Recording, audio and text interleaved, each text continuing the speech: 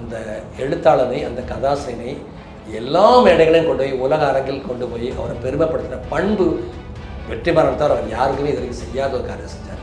ஈஸியாக அவர்கிட்ட ஒரு பணத்தை கொடுத்து தொகையை வாங்கிட்டு நான் ஒரு இன்ஸ்பிரேஷன் சொல்லி எடுத்துகிட்டு போகிறேன்னா அவரோட சொல்ல மாட்டார். அவர் சரி கதை வெளியே வந்து அப்புறம் விட்டுருப்பார். ஆனால் இவரோட கதை தான் இது, இவரோட கதை தான், இவரோட கதை தான், இவர் தான் அந்த கதையாசிரியர் கொண்டு நிற்க வச்சாருல்ல, அங்கே வந்து வெற்றிமாறன் உயர்ந்த பண்பாளங்கிறத நிரூபிச்சிருக்காரு. ஒரு இனக்குழுவே, ஒரு கிராமமே சூறையாடப்படுகிறது. அந்தெல்லாம் வந்து இது எல்லாமே நடந்தது. இது எதுவுமே கற்பனை காட்சி இல்லை. அந்த பெண்களை நிர்வாணமாக பண்ணுறதும், அந்த ஆண்களை துன்புறுத்துறதும், காணாமல் பண்ணுறதும், காணாப்பணமாக்குறது, இது எல்லாமே இருக்குது. இதில் மனசாட்சியில் ஒருத்தன் உள்ள நடுவில் மாட்டிட்டு அவன் படுற நரக வேதனை, இது எல்லாமே இருக்குது. அரசியல் ரீதியாக அவன் வந்து பெருசாக எதையும் தவறான காட்சிகளை சித்தரிக்காமல் இவங்களுக்கு நம்ம கொடுக்க போகிறது, அவங்க என்னென்னலாம் அந்த மக்களை துன்புறுத்துனாங்க, எவ்வளோ மோசமாக மிருகத்தனமாக நடந்துக்கிட்டாங்கிறதுலாம் துணிச்சலாக எந்த பயமும் இல்லாமல், யாரையும் முதுகு சொரியாமல், யாரையும் தடவி கொடுக்காமல், பொட்டில் அரைஞ்ச மாதிரி நல்லா பச்சையாக சொன்ன துணிச்சல் வந்து வெற்றிமாறன் வந்து. அவங்களுக்கு விசாரன்ற பேரில் பொம்பளைங்களை கை வச்சா கேட்குறது நம்ம வருவன்ற மரண பயம் வரணும். அவன் ஒரு பப்ளிக் டாய்லெட் தான் குடிக்கிறான் காலையில். அவன் அங்கே ஒன்றுமே இல்லை அவன்கிட்ட. ஆனால் சந்தேகத்தின் மேலே அவனை கொடுத்துட்டு நம்ம கோர்ட் எப்படி இருக்குது, அந்த கோர்ட்டுக்கு ஜட்ஜு, வக்கீலுக்கு அப்படி இருக்காங்க, காவல்துறை சேர்ந்த அப்படி இருக்காங்க, காவல்துறையை சேர்ந்த அந்த அதிகாரிகள் ஈவிரக்கமே இல்லாத எவ்வளோ மிருகத்தனமாக நடந்துக்கிறாங்க. இதெல்லாம் வந்து நெஞ்சம் பதற பதற நமக்கு. சார் ஒத்துக்கிட்டு அடிக்க மாட்டாங்களா சார்?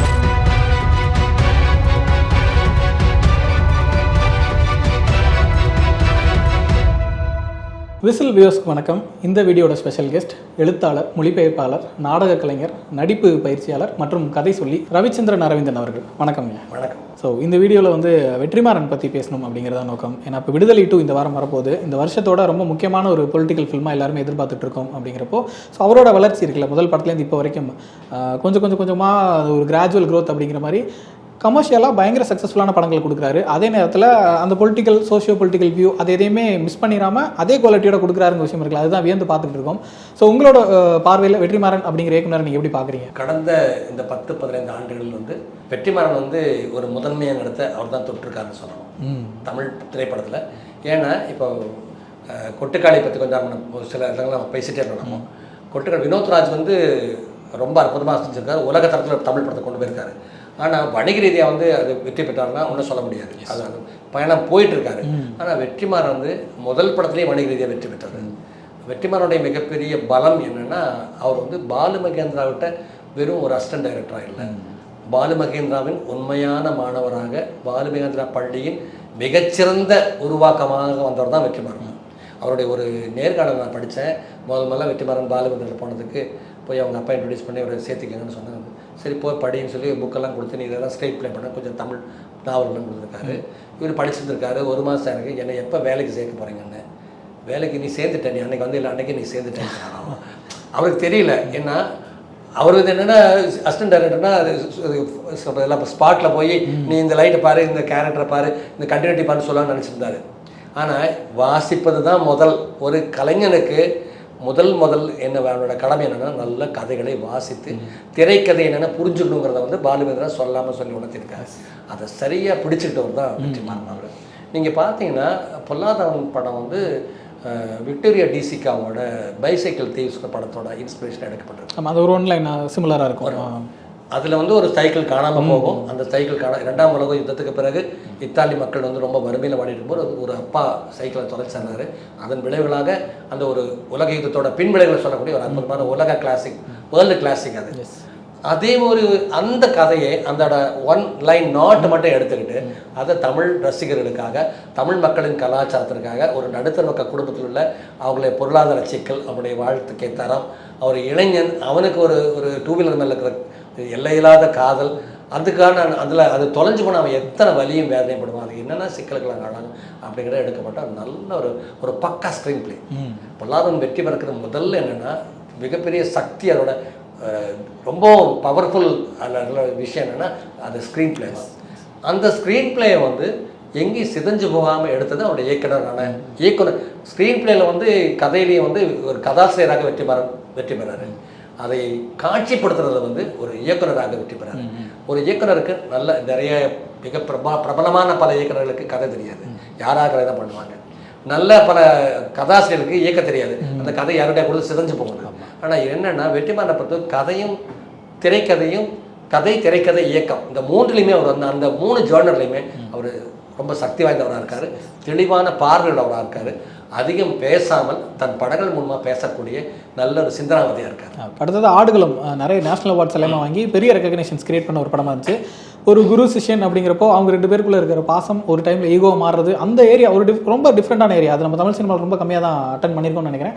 அதுக்குள்ளே ஒரு பெரிய ட்ராமா ஒன்று கிரியேட் பண்ணி சூப்பரான ஒரு படமாக பண்ணியிருந்தாரு. ஆடுகளம் பற்றி சொல்லுங்கள். ஆடுகளம் வந்து ஒரு லேண்ட்மார்க். வெற்றிமாறனுடைய ஆடுகளும் எப்படி லேண்ட்மார்க்னு சொன்னால் 6 தேசிய விருதுகள். ஒரு மனுஷனுக்கு 2வது படத்தில் 6 தேசிய விருது வந்து தமிழ் திரையுலகில் நினச்சே பார்க்க முடியாது. பெரிய பெரிய ஜாம்பவங்கள் இருந்த இடம். அதில் ஆடுகளத்தோட ரொம்ப அழகான விஷயம் என்னென்னா எந்த பொறுப்பும் இல்லாத ஒரு சாதாரணமான ஒரு பையன் கதாநாயகன். நம்ம கதாநாயகன்னா அவன் பெரிய பெரிய ஜால்டிக்காக இருக்கணும், பெரிய ஆக்ஷன் கிங்காக இருக்கணும், அவன் அடித்தாலும் அடி வாங்குவான். அந்த மாதிரி ஒரு சாதாரணமான பையன். அவனுக்கு பொறுப்பே இல்லை, அவன் குடும்பத்தை பற்றி பொறுப்பு இல்லை. அவனை பார்த்தா வெறுப்பு தான் வரும் நமக்கு. ஃபஸ்ட்டில் பார்க்கும்போது அந்த கேரக்டரை பார்க்கும்போது பாருங்களுக்கு வந்து என்ன பையன் அவன், குடும்பம் இவ்வளோ வறுமையான குடும்பத்தில் இந்த கோழி தூக்கி சுற்றி இருக்காங்க, சேவலை சுற்றி இருக்காங்கலாம் உருப்படுவானா, எங்கேயாவது வேலைக்கு போய் குடும்பத்தை காப்பாற்றானு வெறுப்பு வரும். ஆனால் அவனுக்குள்ளேயும் ஒரு அழகிகள் இருக்குது. அந்த டாப்ஸி கேரக்டர், அந்த பெண்மணி, அந்த பெண் வந்து இவன் மேலே காதல் கொள்வது, அந்த காதல் மேலே இவனுக்குள்ள ஈடுபாடு. இருந்தாலும் இதையும் தாண்டி இந்த கோழி சண்டையில் இருக்கிற அவனுக்கு இருக்கிற ஒரு வெறி, இந்த சேவல்ஸில் இருக்கிற வெறி, அதை அப்படியே ஸ்டெப் பை ஸ்டெப் மவுண்ட் பண்ணி கொண்டு போயிருப்பார். சாதாரணமாக தொடங்கி ஒரு அலட்சியமான கதாபாத்திரமாக தொடங்கி, ஆனால் அதன் பிறகு அப்படியே கொண்டு போயிருக்காரு. அந்த குருவா நடிக்கிறார் அவர், கவிஞர் ஜெயபாலன். அவர் அந்த கேரக்டரு அவர் என்னென்னா வழக்கமாக நம்ம எப்போவுமே சென்டிமெண்ட்டோட அடிமைகள், நம்ம எல்லாமே அடிமைகள் தான், சென்டிமெண்ட்ஸோட அடிமைகள் தான். நம்ம ஒரு சென்டிமெண்ட்டுக்கு முரணான ஒரு காட்சி வந்த உடனே கோவம் வரும் நமக்கெல்லாம், என்ன படம் பண்ணியிருக்கான் அப்படின்னு கோவம் வரும். ஆனால் அந்த முரணையே வந்து இதில் வெற்றி ஆக்கிட்டார். கடைசியில் தன்னுடைய சிஷ்யனாக இருந்தவன் அவன் தன்னோட மேலே போகும்போது அந்த ஈகோ வருது. அப்போ அவனே துரோகம் பண்ணுறான், அந்த துரோகத்தை சகிச்சிக்க முடியல. இது வந்து அந்த காட்சியை உணர்ச்சி மிகுந்த ஒரு ஒட்டுமொத்தமான ஒரு காட்சிகளாக வடிவமைச்சு தான் அந்த படத்தோடது. அந்த படத்தில் எல்லாமே அவர் இசையும் சரி, காட்சி அமைப்பும் சரி, கதையும் சரி, படமாக்கிய விதமும் இல்லை. தமிழகத்தில் வந்து சேவல் சண்டைங்கன்னா கிராமங்களில் எப்படி ஜல்லிக்கட்டு எப்படி முக்கியமோ அதுக்கு ஈக்குவலாக கிராமங்களில் சிறு சிறு குழுக்களாக தமிழகம் முழுக்க அத்தனை கிராமங்களையுமே சேவல் சண்டை இருக்குது. இப்போ இது கூட நீங்கள் ஜல்லிக்கட்டு பார்த்தீங்கன்னா சில பகுதிகளாக இருக்கும், கோவிலெல்லாம் ஜல்லிக்கட்டு இப்போ தான் வந்திருக்காங்க. ஆனால் சேவல் சண்டை எல்லாம் இருக்கும், ஒவ்வொரு கிராமத்துலேயும் சேவல் சண்டை நடக்கும். அப்படி பரவலான ஒரு செய்தியை ஒரு கதைக்கருவாக கொண்டு அதிலிருந்து கட்டமைச்சு கொண்டு வந்து கொடுக்காரு.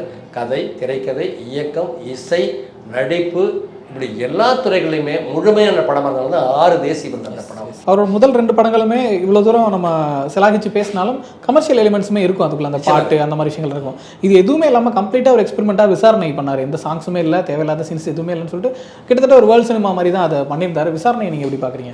விசாரணையும் தியேட்டரில் வந்து ஒவ்வொரு காட்சியும் வந்து நெஞ்செல்லாம் படன்னு அடிச்சுக்கும்.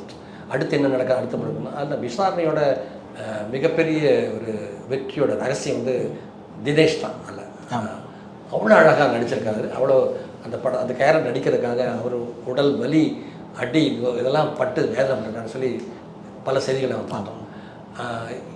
விசாரணையும் எனக்கு ரொம்ப பர்சனலாக எனக்கு ரொம்ப பண்ணது. எம் சந்திரகுமார்னு எழுதிய அந்த தோழர், என்னுடைய நெருக்கமான தோழர், எனக்கு ரொம்ப அன்பு கொண்ட, எப்படி அன்பு கொண்ட, மரியாதை கொண்ட நெருக்கமான தோழர். அவருடைய லாக்அப் நாவலில் தான் பண்ணியிருந்தார். அதே போல் இந்திய தமிழ் திரைப்பட உலகில் ஒரு நல்ல நாவலை, ஒரு படத்தை எடுத்துட்டு அதில் நிறைய மாற்றங்கள் கொண்டிருக்காரு. பின்பகுதியெல்லாம் இவர் மாற்றிட்டார்.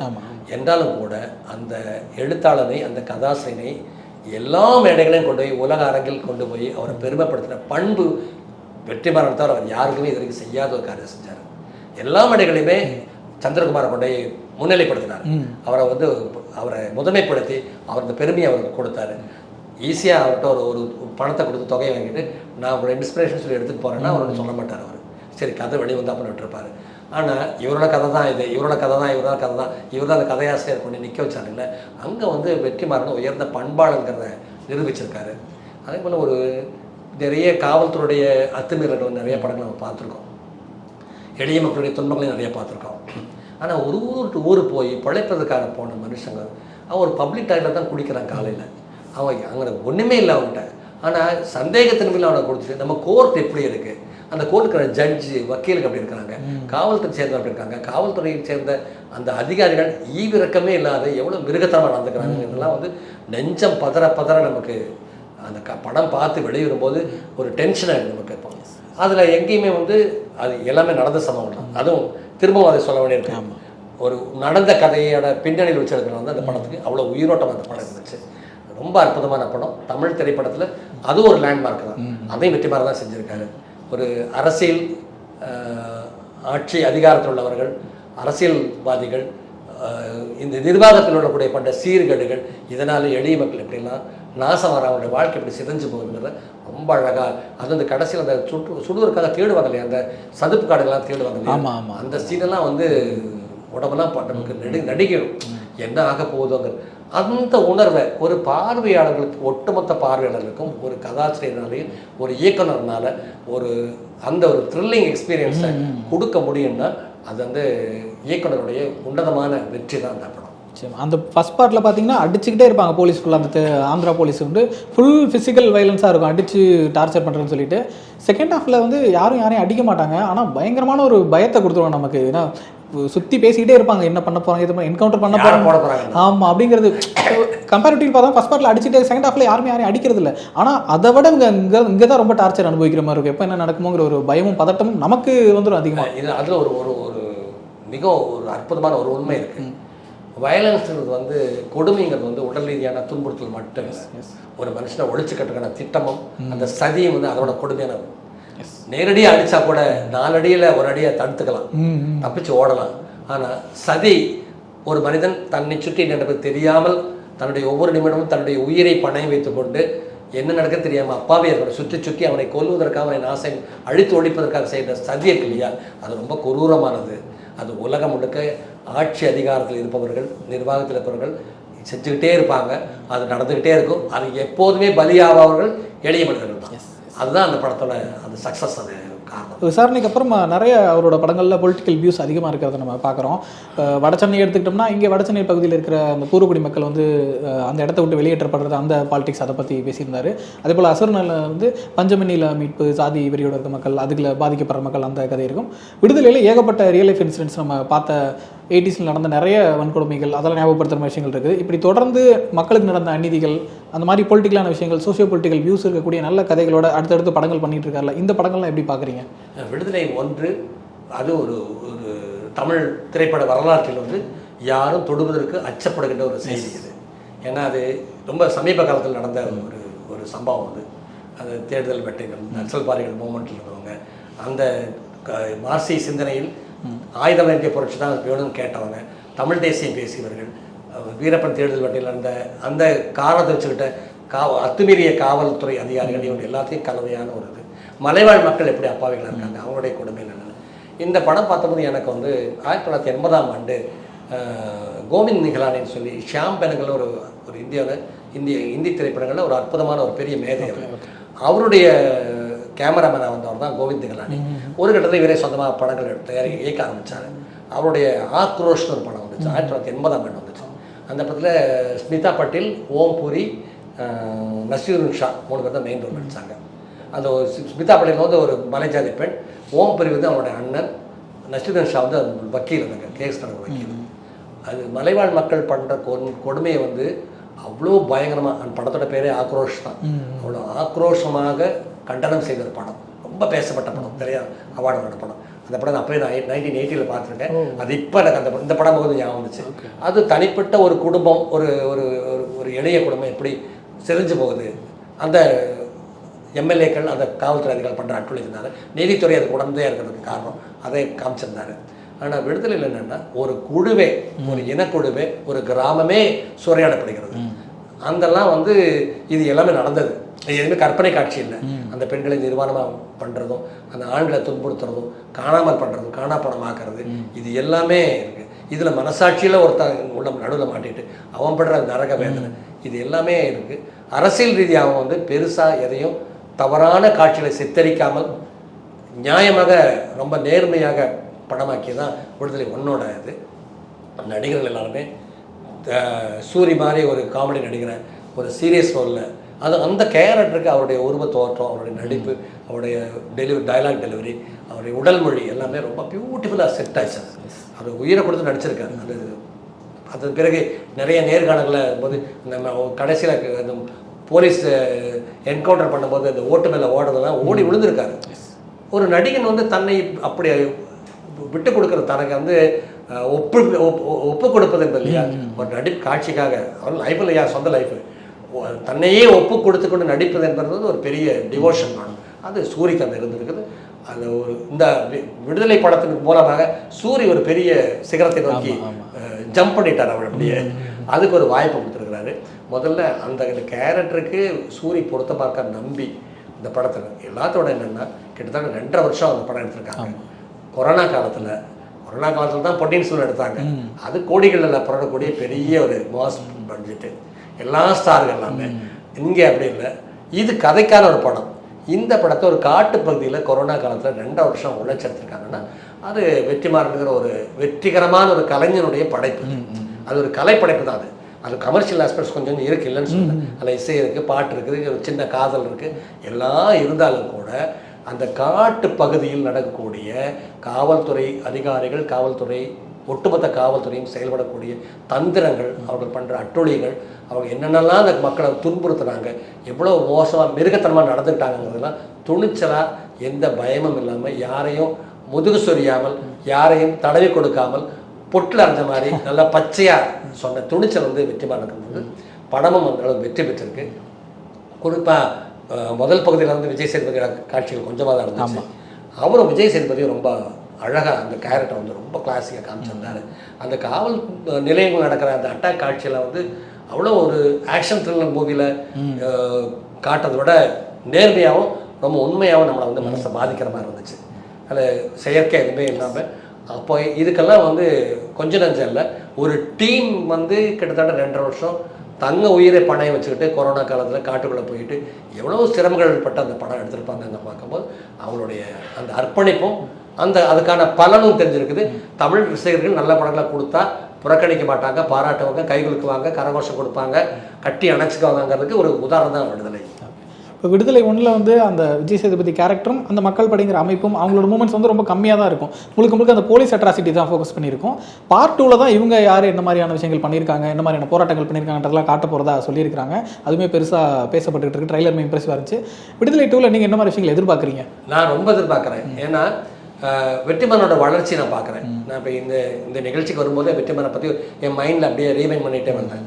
ஒரு ஆங்கில இலக்கியம் படித்த இளைஞர், எனக்கு சினிமாவுக்கு போகணுன்னு ஆசை இருக்குது. பாலுபதிட்ட போய் அசிஸ்டண்டாக போகிறாரு, அங்கேருந்து கற்றுக்கிறாரு. அப்புறம் வந்து அதே வாழ்க்கை எடுத்துக்கிறாரு. இப்போது வெற்றிமாறனுங்கிற ஒரு தனி மனிதனை பார்த்தீங்கன்னா எந்த பந்தாவும் இல்லாத ஒரு மனிதர். எல்லா இடத்துலையும் ரொம்ப எளிமையாக இருப்பார். எல்லா மேடைகளும் யார் கூட்டாலும் போவார். அங்கே தன்னுடைய கருத்தை நேர்மையாக சொல்லுவார். விளம்பரம் தேடிக்கிறது இல்லை, தன்னை முன்னிலைப்படுத்திக்கிறது இல்லை. அவர் என்னென்னா முழுக்க ஒரு திரைக்கலைஞராக இருக்கார், ஒரு கலைஞராக இருக்கார், ஒரு படைப்பாளியாக இருக்கார், ஒரு சமூகத்தின் மீது அக்கறை கொண்ட ஒரு மனிதராக இருக்கார். எல்லையற்ற மனிதனையும் கொண்ட இந்த மக்களின் பிரச்சனையை பேச வேண்டிய பொறுப்பு தனக்கு இருக்குங்கிற உணர்வோடு இருக்கார். அதுதான் முக்கியம். நீங்கள் வடச்சென்னையே பார்த்தீங்கன்னா அதை பற்றி நம்ம பேசலை அதிகம். வடச்சென்னையில வந்து என்னென்னா அந்த படம் ஸ்டோரி டெல்லிங் ஸ்டைல் இருக்கு இல்லைங்களா, அது ரொம்ப பியூட்டிஃபுல்லாக இருந்துச்சு. முதலாக ஒரு தமிழ் திரைப்படத்தில் வந்து அந்தந்த கேரக்டருக்குன்னு ஒரு தனித்தனி ஒரு போர்ஷன். அப்புறம் அதில் துரோகம் தான், அதில் எல்லாமே துரோகம். அப்போ மனுஷன் யாரை தான் நம்பி வாழ்றது? இப்போ அண்ணனும் தம்பியும் துரோகம், தம்பி துரோகம் பண்ணுறான், அண்ணி துரோகம் பண்ணுறான், நண்பன் துரோகம் பண்ணுறான், கூடுதலாக தன்னை சொந்த சகோதரர்கள் போல படத்தில் தோழர்கள்லாம் சேர்ந்து காட்டி கொடுக்குறாங்க. இதெல்லாம் வந்து நடக்குது. இது ஆனால் இது யாரும் நம்ம பேச மாட்டோம். ஏன்னா இதெல்லாம் வந்து அறத்துக்கு புறம்பான விஷயம். அறம் வந்து எப்போதும் அறம் கிடையவே கிடையாது. அதுவும் பொதுவாக வந்து எப்பெல்லாம் அறம் வீழுதோ அப்போ வந்து ஒரு எழுச்சி வரும். இந்த போராட்டம் நடந்து கொண்டே தான் இருக்கும். அறமும் மரமும் போராடிக்கொண்டே தான் இருக்கும். அதுதான் சமூகம். அதை வந்து வடச்சென்னை ரொம்ப அழகாக காமிச்சிருந்தார். வடச்சென்னை செகண்ட் பார்ட்டு ஏன் எடுக்கலான்னு சொல்லி ரசிகர்கள் வந்து அவரை தொலைப்படுத்திட்டு இருக்காங்க. அந்த அளவுக்கு வந்து வடச்சென்னை ரொம்ப நல்ல படம். இதுதான் வந்து அப்படி எந்த படத்தை எடுத்தாலும் அதுக்கான சரியான டிவோஷன் அவருக்கு இருக்கு. நிறைய ஹோம்ஒர்க் பண்ணுறாரு. உட்காந்து ஏதோ 4 படம் ஒரு நமக்கு வாய்ப்பு இருக்கும்போது ஒரு 10 படம் எடுத்து நிறையா கோடியாக சம்பாரிச்சு மூட்டை கட்டிட்டு போயிருக்கணும் இல்லாமல் ஒவ்வொரு படத்துக்கும் தேவையான காலகட்டம் அந்த படத்துக்கான சப்ஜெக்டில் அதுக்கு இன்ட்ரெஸ்ட் காமிச்சு அதுக்கான சேகரிப்புகளை கருத்து சேகரிப்புகள் நடிகர்களை அதோட பின்புலத்துக்கான தயாரிப்புகள் இதுக்கெல்லாம் ஏராளமான உழைப்பை கொடுத்து அது தன்னுடைய மூளையை கசக்கி பிழிஞ்சு கொண்டு தான் அதை கொடுக்குறாரு. அந்த முறையில் வந்து வெற்றிமாறன் வந்து மிக நம்பிக்கையான இந்த மாதிரி படத்தை இன்னைக்கு தமிழ் சூழலில் இதை விட இன்னும் காத்திரமான இயக்குநர்கள் வரலாம், வரமாட்டாங்கன்னு சொல்ல முடியாது. நம்பிக்கை தானே வாழ்க்கை, நல்லது நடந்து நம்ம எப்பவுமே நம்பவும் இல்லை. ஆனால் இன்றைய தேதியில் இப்படி ஒரு படத்தை விடுதலை பகுதி 2 போல ஒரு படத்தை உண்மையாக சத்தியமாக நேர்மையாக அவர் கொடுப்பார் என்று ஆவலோடு எல்லா திரை பார்வையாளரை போல நானும் அவரோட காத்து கொண்டிருக்கேன். நிச்சயமாக நல்ல படமாக நம்புவோம். 2 நாள் தான் இருக்குது, பார்த்து ரசிப்போம். நிச்சயமா வெற்றிமாறன் அவர்கள் பற்றியும் அவரோட படங்கள் பற்றியும் ரொம்ப டீட்டெயில்டாக பேசியிருக்கோம்னு நினைக்கிறேன். உங்கள் நேரத்துக்கு நன்றி. நன்றி.